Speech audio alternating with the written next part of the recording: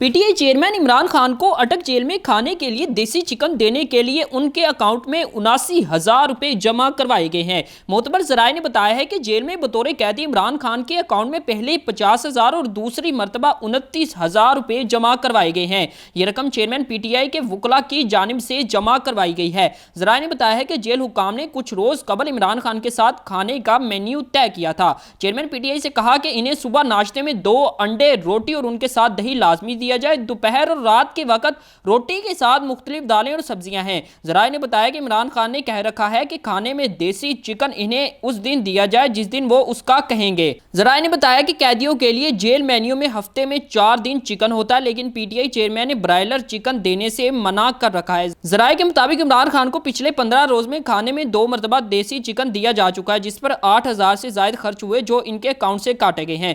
दूसरी तरफ सदर ममलिकत डॉक्टर आरिफ अलवी की जानिब से किसी भी वक्त इलेक्शन की तारीख का ऐलान किए जाने का इम्कान है। जराये के मुताबिक आरिफ अलवी किसी भी वक्त इलेक्शन की तारीख का ऐलान कर सकते हैं। जराये ने बताया कि सदर ममलिकत की वजीर कानून से मुलाकात में इलेक्शन की तारीख के ऐलान पर बात हुई है। जराये का बताना है कि वजारत कानून की राय है कि इलेक्शन तारीख का ऐलान करना इलेक्शन कमीशन का इख्तियार है।